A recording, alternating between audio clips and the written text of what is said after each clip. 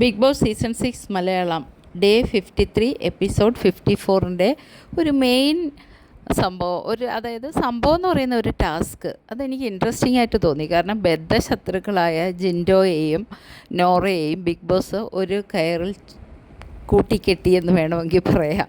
അതായത് ഒരു കയറിൻ്റെ രണ്ട് വശത്തും ഓരോ ഹുക്ക് ഇട്ടിട്ട് രണ്ടുപേരുടെയും കൈകളിൽ ഇട്ട് കൊടുത്തു. എന്നിട്ട് കുറേ സമയത്തേക്ക് അവർ അത് വെച്ചുകൊണ്ട് നടക്കുന്ന കാഴ്ചയാണ് നമ്മൾ കാണുന്നത്.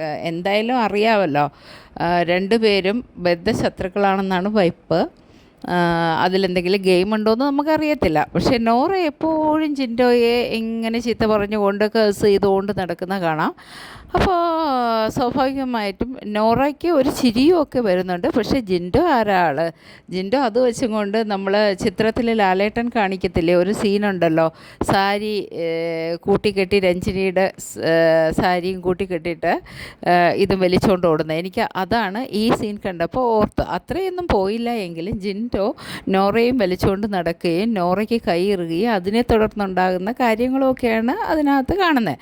അപ്പോൾ സ്വാഭാവികമായിട്ട് ക്യാപ്റ്റൻ എന്ന രീതിയിൽ റസ്മിൻ ബായി ഇതിനകത്ത് ഇടപെടുകയും, അപ്പോൾ ഏത് കാര്യം കണ്ടാലും റസ്മിൻ ബായി മുന്നും പിന്നും നോക്കാതെ ജിൻഡയെ ചീത്ത പറയുകയും ജിൻഡയുടെ മേലിൽ ആരോപണങ്ങൾ ഉന്നയിക്കുകയും ചെയ്യുന്ന കാഴ്ചയാണ് നമ്മൾ പലപ്പോഴും കാണുന്നത്. അതുതന്നെ ജിൻഡോയ്ക്ക് പ്രേക്ഷക പിന്തുണ കിട്ടുന്നുവെന്ന് അതിനകത്തുള്ളവർക്ക് മനസ്സിലാകുന്നില്ല. അപ്പോൾ നോറ പതിവ് പോലെ തന്നെ കരച്ചിലും പിഴിച്ചിലും ക്യാമറ സ്പേസ് എടുക്കുകയും ഒക്കെ ചെയ്യുന്നുണ്ട്. പക്ഷെ അത് വെച്ചിട്ട് ഓരോരുത്തർ തട്ടിക്കളിക്കുന്ന കാഴ്ചയാണ് നമ്മൾ കാണുന്നത് ജിൻഡോയെ. കാരണം കിച്ചൺ ടീമിലുള്ള ആളാണ് ജിൻഡോ അപ്പോൾ പാത്രം കഴുകാൻ പറ്റുന്നില്ല, ജിൻഡോയ്ക്ക് കുക്ക് ചെയ്യാൻ പറ്റുന്നില്ല. അതിനെ ചൊല്ലി ജാസ്മിൻ ഭയങ്കരമായിട്ട് വഴക്കുണ്ടാക്കുന്നുണ്ട്. അപ്പോൾ ജാസ്മിൻ ഇപ്പോൾ ഭയങ്കരമായിട്ട് സൗണ്ട് ഉയർത്തുന്നുണ്ട്. ഗബ്രിയുടെ നിഴലിലൊന്നും അല്ല എന്ന് തോന്നിക്കുന്ന വിധമാണ് ജാസ്മിൻ പെരുമാറുന്നത്. അപ്പോൾ ജിൻഡോ പറയുന്നുണ്ട് ഞാൻ എന്തോ ചെയ്യണം.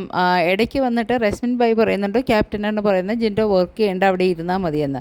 പക്ഷേ അവിടെ കട്ട് ചെയ്ത കുറേ സംഭവങ്ങൾ താഴെ ഇട്ടു എന്ന് പറഞ്ഞിട്ട് ജാസ്മിൻ വന്ന് പറയുന്നുണ്ട്.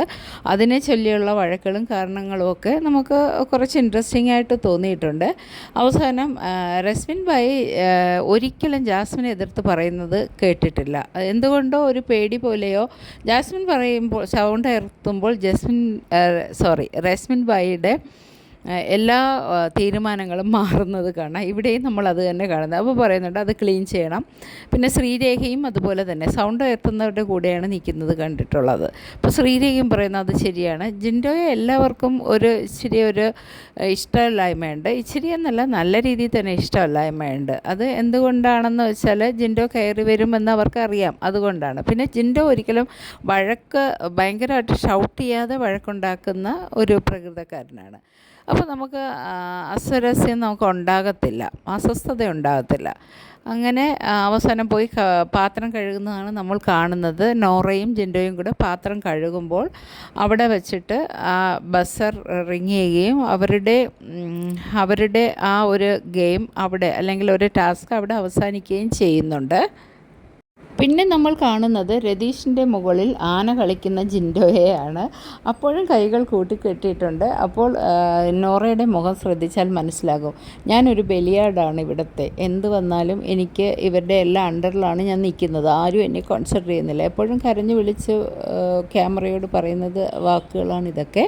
അപ്പോൾ ജിൻഡോ അതൊക്കെ മാക്സിമം മുതലെടുക്കുന്നുണ്ട്. അവിടെ ഒരു ഫൺ രീതിയിൽ കുറച്ച് കാര്യങ്ങൾ ചെയ്യാൻ ജിൻഡോ ശ്രമിക്കുന്നുണ്ട് ഈ ടാസ്കിനിടയിൽ.